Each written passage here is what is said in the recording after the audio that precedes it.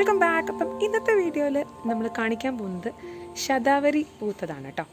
അപ്പം നിറയെ പൂക്കളുണ്ടായിരുന്നു, പക്ഷേ ഇപ്പോൾ കൊഴിഞ്ഞു പോയി. പക്ഷേ ഉള്ള സമയത്ത് ഞാൻ എടുത്ത് വെച്ചിട്ടുണ്ടായിരുന്നു. ഏതായാലും നിങ്ങൾക്ക് കാണിച്ചു തരാം. ഇതിപ്പോൾ എൻ്റെ വീട്ടിലല്ല, തറവാട്ടിലാണ് കേട്ടോ. ആസ്പെറാഗസ് റേസ്മോസിസ് എന്നാണ് ഇതിൻ്റെ ഒരു സയൻറ്റിഫിക് നെയിം. ആസ്പെറാഗസ് ഫാമിലിയിൽ വരുന്ന ഒരു ഹെർബാണ്, ഒരു ആയുർവേദിക് മെഡിസിൻ ആണ്, ഒരു ബെസ്റ്റ് ഹെൽത്ത് ടോണിക് തന്നെയാണ് നമ്മുടെ ഈ ഒരു ശതാവരി. ദശവീര്യ എന്ന് പറയുന്നുണ്ട്, അഭീരു, നാരായണി, അങ്ങനെയൊക്കെയാണ് സംസ്കൃതത്തിൽ ഇതിന് മറ്റൊരു പേര്. ഇതിപ്പോൾ ഏകദേശം ഒരു 8-10 വർഷത്തോളം ആയിട്ടോ ഇപ്പോൾ ഇതുള്ളത്. ഒരു വള്ളിച്ചെടിയാണ്, നിറയെ ഇങ്ങനെ പടർന്ന് പിടിക്കുന്ന പോലെ എല്ലാ വർഷവും പൂക്കും. പക്ഷെ ഇത്ര അധികം പൂത്തത് ഇതിപ്പോൾ ആദ്യമായിട്ടാണ് കേട്ടോ. നിറയെ വളരെ കുഞ്ഞു കുഞ്ഞ് വെള്ള പൂക്കളാണ് നമുക്ക് കാണാൻ പറ്റുക. ചെറിയ പച്ച ഇലകളാണ്, അതിൻ്റെ ഇടയ്ക്കൊക്കെ ഫുള്ള് മുള്ളുകളും കാണാൻ പറ്റും. നമ്മുടെ ഗ്രൗണ്ട് ഓർക്കിഡിൻ്റെ വീഡിയോ എടുക്കാൻ വേണ്ടി പോയപ്പം, അതായത് ചട്ടിയിൽ നിറഞ്ഞ് നിൽക്കുന്നത് ഞാൻ കാണിച്ചിട്ടുണ്ടായിരുന്നല്ലോ. അപ്പോൾ അത് എടുക്കാൻ വേണ്ടി പോയപ്പം ഒരു സ്മെല്ല് ഇങ്ങനെ ഉണ്ടായിരുന്നേ. അപ്പോൾ ഞാൻ ജസ്റ്റ് ഇങ്ങനെ നോക്കിയപ്പോൾ ഇത് നിറച്ച് പൂത്തലഞ്ഞ് നിൽക്കുകയാണ്. ലൈറ്റിൻ്റെ ഒരു ചെറിയ വ്യത്യാസം കുറവുള്ളത് കാരണം ഞാൻ വിചാരിച്ചു പിറ്റേന്നേറ്റം ഒരു ഇൻട്രോ എടുക്കാം. പക്ഷേ പിറ്റേന്നത്തേക്ക് അത് മൊത്തം കരിഞ്ഞു പോയി. അതാണ് ഒരു നല്ലൊരു പെർഫെക്റ്റ് ആയിട്ടുള്ളൊരു ഇൻട്രോ എനിക്ക് എടുക്കാൻ പറ്റാഞ്ഞത്.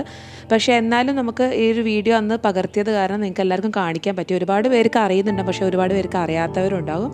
അപ്പോൾ ഇത് നല്ലൊരു അടിപൊളി ഔഷധ ചെടി തന്നെയാണ് ഈ ഒരു ശതാവരി. ശരിക്കും ഇത് ചട്ടിയിലും കുഴിച്ചിടും, അതുപോലെ തന്നെ ഇതിപ്പോൾ മണ്ണിലാണ് ഇട്ടുള്ളത്. നിറയെ വിത്തുകൾ വീണിട്ട് തൈകൾ മുളച്ച് കാണാറുണ്ട്. പക്ഷേ കഴിഞ്ഞ പ്രാവശ്യം ഈ തൊടിയൊക്കെ വൃത്തിയാക്കുന്നവർ വന്നിട്ടൊക്കെ കൈക്കോട്ട് കൊണ്ടൊക്കെ കൊത്തി ഒഴിവാക്കി. അത് കാണാൻ എനിക്ക് ഇതിൻ്റെ അടിയിലുള്ള കിഴങ്ങുകളൊന്നും എനിക്ക് കാണിച്ചു തരാൻ പറ്റില്ല. അത് കണ്ടില്ല, നല്ല ഗ്രീൻ ആയിട്ടുള്ള ഒരു ഇലകളാണ് നമുക്ക് കാണാൻ പറ്റുന്നത്. ഇതാണ് അതിൻ്റെ വിത്ത്.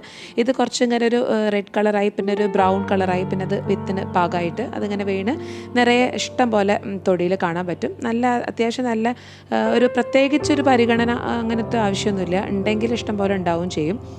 പിന്നെ ഇതിൻ്റെ ഒരു ഗുണങ്ങൾ പറയാൻ ഗുണങ്ങളേ ഉള്ളൂ. അതായത് നമ്മൾ ഈ ഒരു വീഡിയോ ചെയ്യുമ്പം എന്തായാലും നമ്മൾ മറ്റുള്ളവരോട് ഇതിനെ പറ്റിയിട്ട് ചോദിക്കും, പല കാര്യങ്ങളും വായിക്കും, പഠിക്കും എന്നൊക്കെ ചെയ്യും.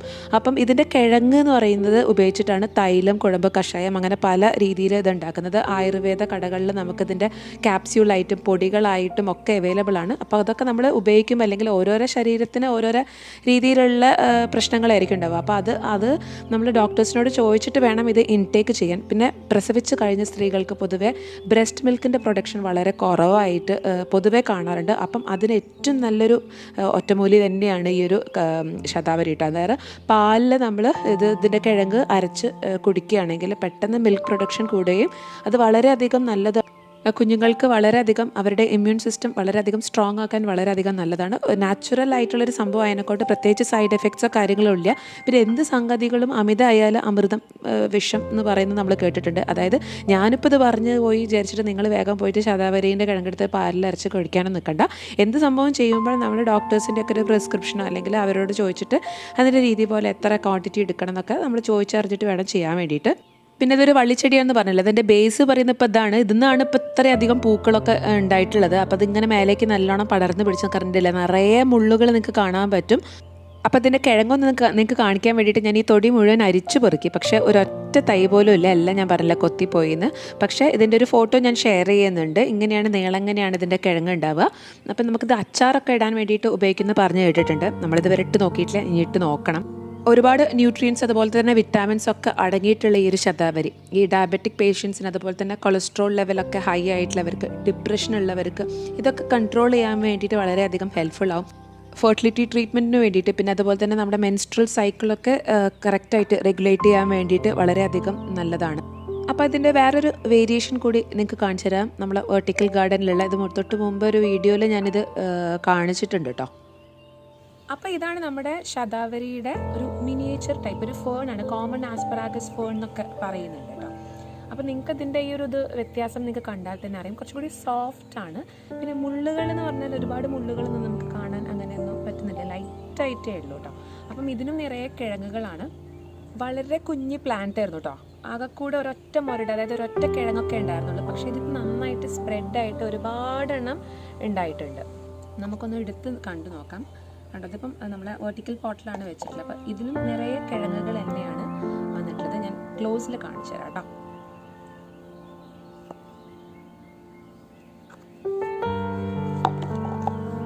അപ്പം നമ്മളത് ഒന്ന് മാറ്റിയിട്ട് കുറച്ചും കൂടി വലിയൊരു ചട്ടിയിലേക്ക് തൊട്ട് വലിയ ചട്ടിയിലേക്ക് മാറ്റാം കേട്ടോ. എന്താ വെച്ചാൽ ഇതിൽ കുറച്ച് വളങ്ങളെ നമുക്ക് കൊടുക്കാൻ പറ്റുള്ളൂ. അപ്പം ഇനി പ്ലാന്റ് കുറച്ച് വലുതായല്ലോ, അപ്പം ഇനി ഒന്നും കൂടിയും ഇതിൻ്റെ തൊട്ട് വലിയ സൈസ് പോട്ടിലേക്ക് നമ്മൾ മാറ്റിക്കഴിഞ്ഞാൽ അത് കുറച്ചും കൂടിയും എലാബറേറ്റ് ചെയ്തുണ്ടാകും. അപ്പം വേറൊന്നും പൊട്ടാതെ ഞാൻ മെല്ലെ അങ്ങനെ എടുത്തിട്ടുണ്ട്.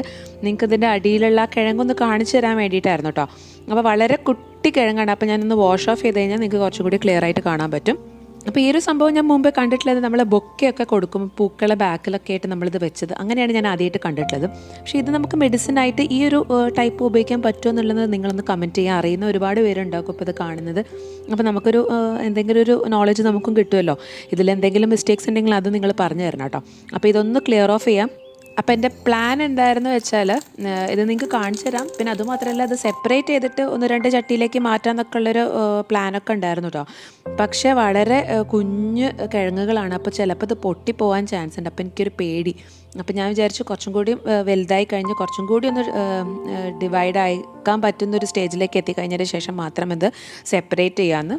അപ്പോൾ ഒന്നുമില്ല, നല്ല ഭംഗിയുണ്ടല്ലേ ഒരു ഗ്രീൻ കളറ് കാണാൻ വേണ്ടിയിട്ട്. മുള്ളുകളൊന്നും അത്ര അതിനകത്ത് ഇതിനില്ല. പോട്ടിംഗ് മിക്സ്ചർ മറ്റൊന്നുമില്ല, നമ്മുടെ ഗാർഡൻ സോയിലും അതുപോലെ തന്നെ ചകിരിച്ചോറും ചാണകം കൂടി 3 കൂടി ഒരേ പ്രൊപ്പോർഷൻ 1:1:1 പ്രൊപ്പോർഷനിൽ വെച്ചിട്ട് ജസ്റ്റ് ഇതിൽ നട്ടുന്നേ ഉള്ളൂ.